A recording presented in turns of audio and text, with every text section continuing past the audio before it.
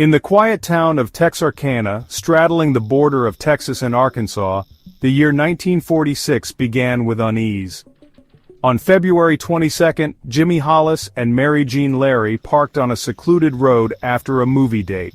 Around 11:45 p.m., a man wearing a white mask resembling a pillowcase with eyeholes appeared at Hollis's driver's side door, shining a flashlight into the car. He ordered both out of the vehicle, demanded Hollis remove his pants, and then struck him twice with a pistol, fracturing his skull. The assailant then assaulted Larey before she managed to escape and seek help. Both survived, but the attack marked the beginning of a series of brutal crimes that would terrorize the town. The community, already shaken by the first attack, now faced the grim reality of a potential serial killer. The lack of evidence and witnesses left investigators baffled. The randomness of the attacks sent the town into a state of panic. Despite extensive investigations, including questioning hundreds of suspects and enlisting the help of the Texas Rangers and the FBI, the Phantom Killer was never identified. The case remains one of the most infamous, unsolved serial murder cases in American history.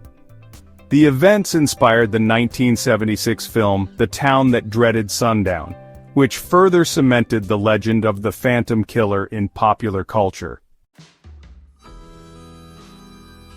The murders were reported nationally and internationally by several publications and caused a state of panic in Texarkana throughout the summer. Residents armed themselves and at dusk, locked themselves indoors while police patrolled the streets and neighborhoods. Stores sold out of guns, ammunition, locks, and many other protective devices. Investigations into the murders were conducted at the city, county, state, and federal level. The Phantom Killer's reign of terror left an indelible mark on Texarkana, a chilling reminder of a time when fear gripped a community, and a killer walked free.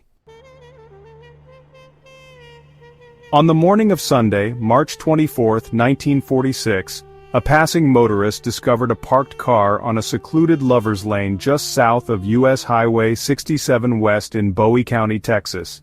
Inside the vehicle were the bodies of Richard Griffin, 29, and his girlfriend Polly Ann Moore, 17.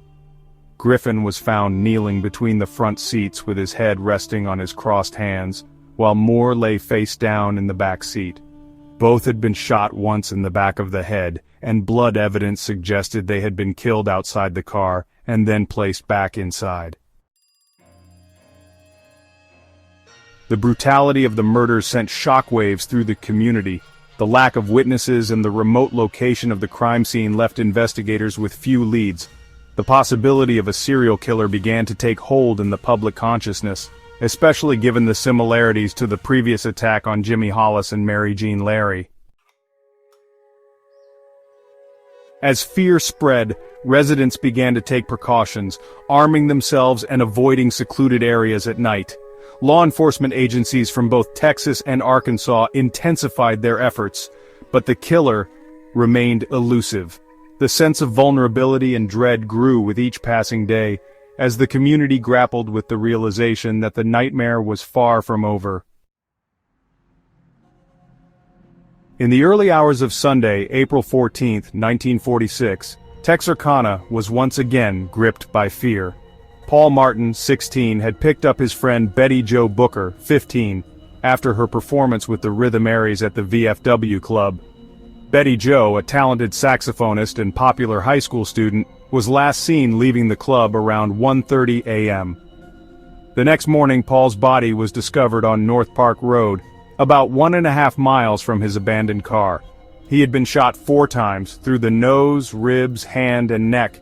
Betty Jo's body was found nearly 2 miles away, behind a tree near Spring Lake Park. She had been shot twice, once in the chest and once in the face. Her saxophone was missing, a detail that puzzled investigators. The brutality of the murders and the youth of the victims shocked the community. Betty Jo was well known and beloved.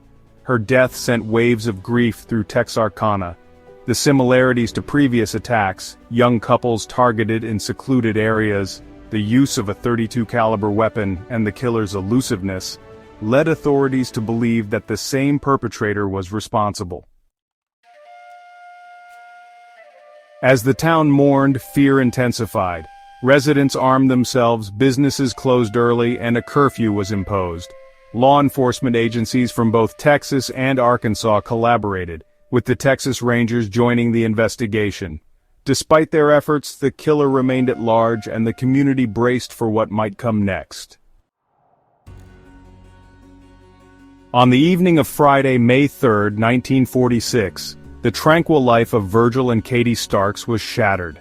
Their farmhouse, situated 10 miles northeast of Texarkana, became the unexpected site of a brutal attack. Virgil, a 37-year-old farmer, was seated comfortably in his armchair, engrossed in reading the newspaper. Without warning, 2 bullets pierced the window pane, striking him in the back of the head and killing him instantly. Katie, his 36-year-old wife, was in another room when she heard the breaking glass. Rushing to her husband, she witnessed the horrifying scene and immediately turned to the telephone to call for help. As she attempted to ring the operator, 2 more shots rang out, both hitting her in the face. Despite her injuries, Katie managed to flee the house, running barefoot across the street to her sister and brother-in-law's home. Finding no one there, she continued to a neighbor's house where she collapsed after gasping, "Virgil's dead." The attack on the Starks differed from previous incidents attributed to the so-called phantom killer.